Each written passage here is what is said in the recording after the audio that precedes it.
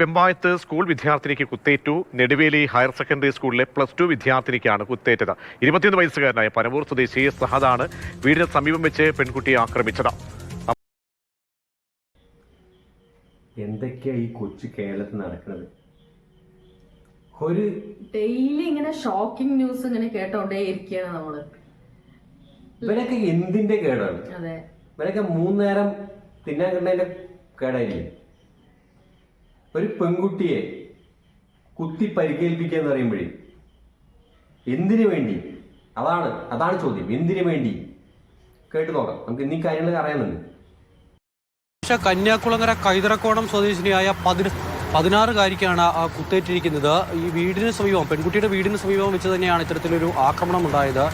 സഹദ് എന്ന് പറയുന്ന 21-കാരനാണ് പെൺകുട്ടിയെ ആക്രമിച്ചത്. വീടിന് പുറത്തേക്ക് പുസ്തകം വാങ്ങാനായി പുറത്തേക്ക് ഇറങ്ങിയതായിരുന്നു ഈ പെൺകുട്ടി. അപ്പോൾ അവിടെ കാറിൽ കാത്തു നിൽക്കുകയായിരുന്നു സഹദ് ഈ പെൺകുട്ടിയെ ആക്രമിക്കുകയായിരുന്നു. ഈ വീടിന് സമീപത്താണ് സംഭവം നടന്നതെങ്കിലും അവിടെ മറ്റ് വീടുകളൊന്നും അവിടെ ഉണ്ടായിരുന്നില്ല. ഒരു ആളൊഴിഞ്ഞ പ്രദേശമായിരുന്നു. അവിടെ വെച്ചാണ് ഈ കുട്ടി ആക്രമണം നേരിടേണ്ടി വന്നത്.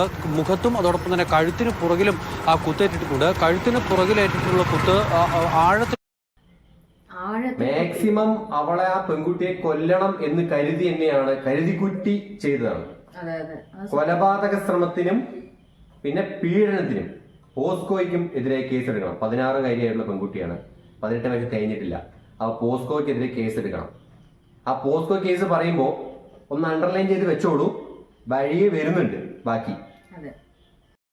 മുഖത്തും അതോടൊപ്പം തന്നെ കഴുത്തിന് പുറകിലും കുത്തേറ്റിട്ടുണ്ട്. കഴുത്തിന് പുറകിലേറ്റിട്ടുള്ള കുത്ത് ആഴത്തിലുള്ളതാണ് എന്നുള്ളതാണ് കണ്ടുതന്നെ ആളുകൾ പറയുന്നത്.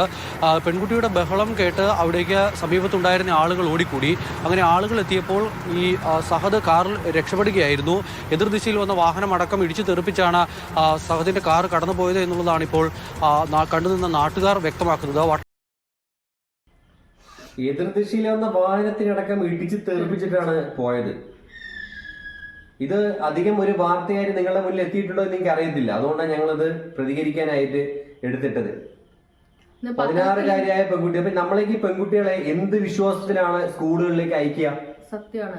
ഇവനെ പോലുള്ള നരനായാട്ട് നടത്തുന്ന ഒരു വെളിവും വിദ്യാഭ്യാസവും ഒരു പണ്ടാരും ഇല്ലാത്ത ചെക്കന്മാരുള്ളത്തോളം കാലം നമ്മൾ എങ്ങനെ നമ്മുടെ മക്കളെ പുറത്തിറക്കും? സ്കൂളിലേക്ക് എങ്ങനെ അയക്കും എന്നുള്ള കാര്യം നമുക്കേ ഒരു ആശങ്കയായിട്ടുള്ള ഒരു കാര്യമാണത്. പ്രണയം അഭ്യർത്ഥിച്ചാൽ, നിരസിച്ചാൽ ചെയ്യാവുന്നത് ഒന്നില്ലെങ്കിൽ ആസിഡ് ഒഴിക്കുക, അല്ലെങ്കിൽ ഇങ്ങനെ കുത്തി പരിക്കേൽപ്പിക്കുക, അല്ലെങ്കിൽ എവിടെയെങ്കിലും കൊണ്ട് കൊല്ലുക. എനിക്ക് കിട്ടാത്തത് മറ്റുള്ളവർക്ക് കിട്ടണ്ട എന്നുള്ളൊരു മനോഭാവത്തോട് കൂടിയിട്ടാണ് ഈ പയ്യന്മാരെ ചെയ്യുന്നത്. ഇവരല്ല, ഇവരുടെ ഉള്ളിൽ കിടക്കുന്ന ക്രിമിനൽ മൈൻഡുള്ള ആളുകളും സൈക്കോ എന്ന് തന്നെ പറയാം. ഒരു സൈക്കോ പാത്തിലൂടെ പോണ ആളുകൾക്ക് എങ്ങനെയുള്ള ഒരു എന്താ പറയാ, പുതുതലമുറയാ എവിടേക്കാ പോകുന്നു അറിയുന്നില്ല. നമ്മുടെ കാലത്തും പ്രണയം ഉണ്ടായിരുന്നു, നിരസിക്കലുണ്ടായിരുന്നു, എല്ലാം ഉണ്ടായിരുന്നു. നമ്മൾ അതൊക്കെ ഒരു സ്പോർട്സ്മാൻ സ്പിരിറ്റിൽ എടുത്തിട്ട് അങ്ങനെ പോവും. അല്ലാതെ നമ്മുടെ പ്രണയം നിരസിച്ചാൽ ആ വ്യക്തിയെ പോയി കൊല്ലാനോ അല്ലെങ്കിൽ ചൂഷണം ചെയ്യാനോ ആസിഡ് ഒഴിക്കാനോ അല്ലെങ്കിൽ അവരെ പിന്തുടർന്ന് പോയിട്ട് പിന്നെയും അവരെ വേദനിപ്പിക്കാനോ നിൽക്കരുത്. നിങ്ങൾ ഒരാൾക്ക് പ്രണയം എന്ന് പറയുന്ന ഒരു വികാരം ഒരു പ്രായത്തിൽ വരുന്ന വലിയൊരു അനുഗ്രഹമാണ്. അത് വരാതിരുന്നാലും പ്രശ്നമാണ്. എല്ലാവർക്കും വരണം പ്രണയം. പെൺകുട്ടികൾക്കും ആൺകുട്ടികൾക്കും വരണം. അങ്ങോട്ടും ഇങ്ങോട്ടും തോന്നണം. അതെല്ലാം എന്താ പറയാ, ഒരു വികാരമാണ് ഒരു മനുഷ്യന്റെ. പക്ഷെ അതിനെ ഒരു വിരോധമാക്കി മാറ്റരുത്. എന്നെ പ്രണയിച്ചേ പറ്റൂ എന്ന് ആർക്കും പറയാനുള്ള ഒരു റൈറ്റ്സ് ഇല്ല അവിടെ. പ്രണയം അഭ്യർത്ഥിച്ചു, അത് നിരസിച്ചു, ഓക്കെ. നിന്നെ പ്രണയിക്കാണ്ട് നീ വീണ്ടും നല്ല പയ്യനായി നടക്ക്. നിന്നെ നിരസിക്കേണ്ട കാരണം കണ്ടെത്ത്. നിന്നെ നിരസിക്കാൻ ഒരു കാരണം ഉണ്ടാവുമല്ലോ. ആ കാരണം തെറ്റാണെന്ന് കരുതിപ്പിക്കുക ആ കുട്ടിയെ. അപ്പൊ വീണ്ടും ആ കുട്ടി നിന്നെ പ്രണയിക്കും. അതാണ് ചെയ്യേണ്ടത്. അല്ലാതെ എന്നെ പ്രണയിച്ചേ പറ്റൂന്ന് പറഞ്ഞ കുത്തിക്കൊല്ലല്ലേ വേണ്ടത്. നമുക്ക് അടുത്ത കൂടെ കേൾക്കാം. പോലീസ് എന്തായാലും കേസെടുത്ത് അന്വേഷണം ആരംഭിച്ചിട്ടുണ്ട്. പരിക്കേറ്റ പെൺകുട്ടിയെ 16-കാരിയെ തിരുവനന്തപുരം മെഡിക്കൽ കോളേജിലേക്ക് മാറ്റുകയും ചെയ്തിട്ടുണ്ട്. ഇതുപോലുള്ള ന്യൂസുകൾ വരാതിരിക്കാൻ എന്താ ചെയ്യേണ്ടത് എന്നാണ് നമ്മൾ ആലോചിക്കേണ്ടത്. അല്ലാതെ ഇപ്പൊ നടന്നു, അത് കേസെടുത്ത് അന്വേഷിച്ചു, അത് പിന്നെയും നടന്നു, കേസെടുത്ത് അന്വേഷിച്ചു, അല്ലെങ്കിൽ ഒരു കുട്ടി മരിച്ചു, അത് വലിയൊരു വാർത്തയായി. കുറച്ച് ന്യൂസ് ചാനലുകാർക്കും നമ്മളെ പോലെ യൂട്യൂബേഴ്സിനും കുറച്ച് ദിവസം കൊണ്ടാടാനും കുറച്ച് ദിവസം കൊണ്ട് നടക്കാനും ഉള്ളൊരു വാർത്തയായി മാറി. ആ കുടുംബത്തിന് പോകുന്നത് ഒരു ജീവനാണ്. 10-16 വയസ്സ് വരെ അവരുടെ പ്രതീക്ഷയാണ് ആ കുട്ടി. നാളെ നമ്മുടെ ഇന്ത്യയുടെ വാഗ്ദാനമാവും ആ കുട്ടി. ആർക്കും ഇല്ലെന്ന് പറയാൻ പറ്റുമോ? ഇന്ത്യൻ പ്രസിഡന്റ് വരെ വേണേ ആവാം. ആർക്കും ആണെന്ന് പറയാൻ പറ്റില്ല, അല്ലെന്നും പറയാൻ പറ്റില്ല. അപ്പൊ ഒരു കുട്ടിയുടെ ഭാവി തൊലച്ച് ആ കുട്ടിയുടെ ജീവിതമില്ലാതെ ഇനി ആ കുട്ടി ധൈര്യത്തോടെ എങ്ങനെ പുറത്തിറങ്ങും? ആ ട്രോമയിൽ നിന്നും പുറത്തു വരണമെങ്കിൽ ആ കുട്ടിക്ക് എത്ര ദിവസങ്ങൾ എടുക്കും?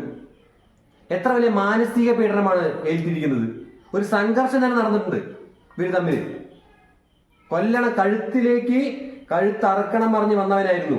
ഈ കുട്ടിയുടെ ഇടപെടൽ കാരണം കൊണ്ട് മാത്രമാണ്, പ്രതിരോധിച്ച് നിൽക്കാനുള്ള കഴിവുള്ളത് കൊണ്ട് മാത്രമാണ് കഴുത്തിലും മുഖത്തും വയറിലും വരെ കുത്തേറ്റിട്ടുണ്ട്. ഇടുപ്പിലടക്കം കുത്തിയിട്ടുണ്ടെന്നാണ് ഇന്നത്തെ ന്യൂസിൽ വന്നിട്ടുള്ള പേപ്പറിൽ, മനോരമ ന്യൂസ് പേപ്പറിൽ വൃത്തിയായിട്ട് അതിന്റെ ലേഖനം വന്നിട്ടുണ്ട്. വളരെ സങ്കടനാജനകമാണ് ഈ കാര്യങ്ങളൊക്കെ. അഭ്യർത്ഥന നിരസിച്ചതിന്റെ പേരിൽ ഒരു 16-കാരിയെ യുവാവ് കുത്തി പരിക്കേൽപ്പിച്ചു. പനവൂർ സ്വദേശി സഹദാണ് പെൺകുട്ടിയെ കുത്തിയത്. എന്തായാലും മണിക്കൂറുകൾക്കുള്ളിൽ തന്നെ സഹദിനെ പിടികൂടാനായി പോലീസിന്. പറവൂർ സ്വദേശി സഹദ്, അത് എവനാണെങ്കിലും ഏത് ആണെങ്കിലും എന്തായാലും തെമ്മാടിത്തരമാണ് ചെയ്തത്. വലിയൊരു എന്താ പറയാ, ഇവനുണ്ടാവില്ലേ വീട്ടില് പെങ്ങന്മാരും ഉമ്മയും അല്ലെങ്കിൽ എന്താ പറയാ ഇവന്റെ കുടുംബത്തിലെ ഏതെങ്കിലും പെൺകുട്ടിക്കാണ് വന്ന് പറയുമ്പോ വെറുതെ ഇരിക്കുവോ? ഗുണ്ടാ നേതാവൊക്കെയാണ് അവൻ. അല്ല, അത് ചെയ്തത് ബാക്കി കൂടെ കേക്കാം. ഗുണ്ടയാണെങ്കിലും ഉണ്ടാണെങ്കിൽ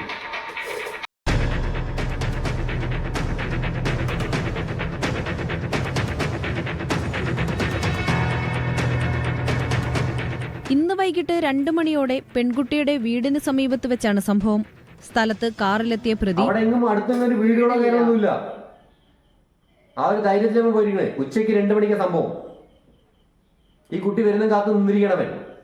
ആ കുട്ടി വരും, വന്ന ബുക്ക് വാങ്ങിക്കാൻ വേണ്ടി. അതായത് ആ കുട്ടി എന്തെങ്കിലും കാര്യത്തിന് വരും. കുറെ ദിവസമായിട്ടുള്ള പ്രയത്നമായിരിക്കും. ഇതൊരു ദിവസമായിരിക്കില്ല, ഒരുപാട് ദിവസമായി കാത്തിട്ടുണ്ട്. അപ്പൊ കാറിന് കാത്തിരിക്കായിരുന്നു. എന്താ പറയാ, ആളൊഴിഞ്ഞ ഭാഗത്ത് നിൽക്കുക, ആ കുട്ടി വരുന്നത് നോക്കി നിൽക്കുക, അതിനുശേഷം കുത്തി പരിക്കേൽപ്പിക്കുക, അതായത് ഈ കഴുത്തിൽ കുത്താന്ന് പറയുമ്പോ കൊല്ലാൻ തന്നെയാണ്. കത്തി കൊണ്ട് ഭീഷണിപ്പെടുത്തിയിട്ട് ചോദിക്കുക, നിനക്ക് എന്നെ ഇഷ്ടമാണോ, അല്ല ഇപ്പൊ തന്നെ കൊല്ലുന്നു. ഇങ്ങനെ ഇഷ്ടം കിട്ടിയിട്ട് അവൻ എന്ത് ചെയ്യാനാണ്? ഇങ്ങനെ പേടിപ്പിച്ച് ഭീഷണിപ്പെടുത്തി നീ എന്നെ പ്രണയിച്ചേ പറ്റൂ എന്ന് പറഞ്ഞ് പ്രണയം കിട്ടിയതിലൊന്നും അതല്ല പ്രണയം. പ്രണയം എത്രയോ നല്ലൊരു വികാരമാണ്. അതാദ്യം നിങ്ങൾ മനസ്സിലാക്കൂ. അല്ലാതെ കത്തി കാണിച്ചിട്ടോ തോക്ക് കാണിച്ചിട്ടോ ബോംബ് കാണിച്ചിട്ടോ ഒന്നുമല്ല നീ പ്രണയം ഉണ്ടാക്കേണ്ടത്. പ്രതി സഞ്ചരിച്ച കാർ വൈകിട്ടോടെ കണിയാപുരത്ത് നിന്ന് കണ്ടെത്തിയിരുന്നു. റൌഡി ലിസ്റ്റിലുള്ള സഹദ് മുമ്പ് പോക്സോ കേസിലും പ്രതിയാണെന്ന് വട്ടപ്പാറ പോലീസ് അറിയിച്ചു. ഇപ്പൊ ഏകദേശം തീരുമാനമായല്ലോ. ഞാൻ പറഞ്ഞേ പോസ്കോ ഒന്ന് അണ്ടർലൈൻ ചെയ്ത് വെച്ചാൽ പറഞ്ഞില്ലേ, ഇപ്പൊ പോസ്കോ കേസിലും പ്രതിയാണ്. ഇവൻ എന്തിനാ ഇറക്കി വിട്ടിരിക്കുന്നത്? വിജയ് പറഞ്ഞ പോലെ ഇവർക്ക് എന്തിനാ പോഷകാഹാരം കൊടുക്കുന്നത്? ഇറങ്ങി വന്നതിന് ശേഷം വീണ്ടും ഒരു ഏനയെ കണ്ട് അവരുടെ നേരേക്ക് ചാടി വീണ് അവരെ ഇല്ലാതാക്കാൻ വേണ്ടിയിട്ടാണോ ഇവർക്ക് പോഷകാഹാരം കൊടുത്ത് വളർത്തുന്നത്? ബിരിയാണിയൊക്കെയാണ്. മുട്ട, മട്ടൻ, ചിക്കൻ, മീന്. ഇവർക്ക് കഞ്ഞിയും പയറൊക്കെ കൊടുക്കാൻ പറ്റില്ല. ഇവർക്ക് കറിയെ കൊടുക്കാൻ പറ്റില്ല. ചോറ്, കഞ്ഞി മാത്രം കൊടുക്കുക.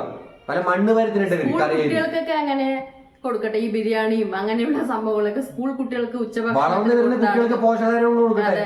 അവര് വളർന്നു വന്ന് നല്ല കാര്യങ്ങൾ ചെയ്യട്ടെ. അല്ലാണ്ട് ഈ ജയിൽ പുള്ളികളെ പുള്ളികൾക്ക് വേണ്ടിയിട്ട് പോഷകാഹാരം കൊടുത്ത് അവർ ഇറങ്ങിയതും അടുത്തൊരു ഇരയെ കണ്ടെത്തും, കത്തി കാണിക്കും, ബോംബ് കാണിക്കും, തോക്ക് കാണിക്കും. അവർക്ക് അതൊരു സുഖമാണ്. കാരണം ജയിലിലേക്ക് പോവാന്ന് പറഞ്ഞ ഒരു എന്താ പറയാ ട്രിപ്പ് പോണ പോലെയാണ്. ഈ ജയിലിൽ പോയാൽ 650 രൂപ ശമ്പളം ഉണ്ട്. ശമ്പളമുണ്ട്, 2 മാസം അവിടെ ഇരുന്ന് ഇറങ്ങി വരുമ്പോ അവര് കൈ നിറയെ കാശാണ്. അവര് പിന്നെ എന്താ വെച്ചിട്ടുണ്ടെങ്കിൽ വേറെ അതായത് പുറത്തുള്ള പണിക്ക് പോണ്ട. അതിനുള്ള ഫുഡ് ഫ്രീ ആണ്. Food and accommodation free. ജോലിക്ക് കൂലിയും. ഇങ്ങനെയുള്ളവർക്ക് ഭയങ്കര എന്താ പറയാ നല്ല പോലെ. ഇതുപോലത്തെ ജയിലുകൾ ഉള്ളത്തോളം കാലം നമ്മളുടെ നാട്ടിലെ കുറ്റങ്ങൾ പെരുകുള്ളൂ, കുറയില്ല.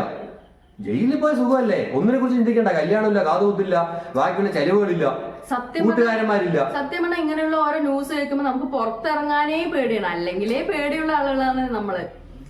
ഇങ്ങനെയുള്ള ന്യൂസും കൂടെ കേൾക്കുമ്പോൾ പുറത്തിറങ്ങാൻ, അല്ലെങ്കിൽ മക്കളെ ഒന്ന് ഒറ്റയ്ക്ക് പുറത്ത് വിടാൻ ഭയങ്കരമായിട്ട് നമുക്ക് പേടി തോന്നുന്ന കുറെ കാര്യങ്ങളാണ്. ഒരു ക്ലിപ്പ് കൂടി ഉണ്ട് കേട്ടോ.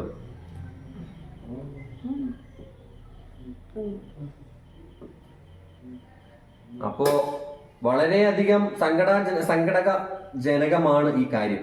വളരെ സങ്കടം വയ്ക്കുന്ന ഒരു സംഭവം തന്നെയാണ് എല്ലാവർക്കും, മനസ്സിലായില്ലേ? അപ്പോ എല്ലാവരും കുട്ടികളെയും മക്കളെയൊക്കെ, അതായത് പെൺകുട്ടികളെ പ്രത്യേകിച്ച് ശ്രദ്ധിക്കുക, ഒറ്റയ്ക്ക് അധികം വിടാതിരിക്കുക, ഒറ്റപ്പെട്ട ഭാഗങ്ങളിലേക്ക് ഒറ്റയ്ക്ക് വിടാതിരിക്കുക, സൂക്ഷിച്ചാൽ ദുഃഖിക്കണ്ട. പിള്ളേർക്ക്, അതായത് ആൺപിള്ളേർക്ക് വരാനും പോകാനായിട്ടൊന്നുമില്ല. ഒന്മാർക്ക് ഇപ്പൊ കുത്തിയെ പരിക്കേൽപ്പിക്കുകയും ചെയ്തിട്ട് അവർക്ക് ജയിലിൽ പോയി കിടന്നാൽ മതി. ഞാൻ പറയണേ, ഇവനെ നീ ഇറക്കി വിടാൻ പറ്റില്ല. അവനെ വല്ല ജീവപര്യന്തരം വാങ്ങിച്ചു കൊടുക്കട്ടെ. ഇവനെ ഇറങ്ങിയാലും തന്നെ ചെയ്യാ. അവനൊക്കെ ജീവാവസാനം വരെ അവൻ ജയിലിൽ കിടക്കട്ടെ. മറ്റുള്ള അവർക്ക് ഭീഷണിയായിട്ട് എന്തിനാ അവൻ പുറത്തിറങ്ങി വിലസേണ്ട കാര്യം? അപ്പൊ ഇത്രയൊക്കെയാണ് ഞങ്ങൾക്ക് പറയാനുള്ളത്. ഇനിയും വലിച്ചു നീട്ടി പറഞ്ഞ ചിലപ്പോ അറിയാതെ വായുന്നതിലും വന്നു. എന്താ വെച്ചിട്ടുണ്ടെങ്കില് നമ്മള് മനുഷ്യന്മാരാണ്, നമ്മൾക്ക് പെൺകുട്ടികളാണ്. അപ്പോൾ ഇത്രയൊക്കെ ഉള്ളൂ. എല്ലാവരും സൂക്ഷിക്കുക, പെൺകുട്ടികളെ ശ്രദ്ധിക്കുക. അപ്പോ ഈ വീഡിയോ ഇഷ്ടമായെന്ന് വരുന്നു. ഇഷ്ടമായാൽ എല്ലാവരും ഷെയർ ചെയ്ത് കൊടുക്കുക, മാക്സിമം ഷെയർ ചെയ്യൂ. എല്ലാവരിലേക്ക് ഈ ന്യൂസ് എത്തട്ടെ. എല്ലാവരും ഒരു ജാഗ്രത പാലിക്കുന്നത് നല്ല തന്നെയാണ്. അപ്പോ ഇത്രയും പറഞ്ഞുകൊണ്ട് വീഡിയോ വൈൻഡപ്പ് ചെയ്യാണ്. Signing off, Abu Aishu shorts.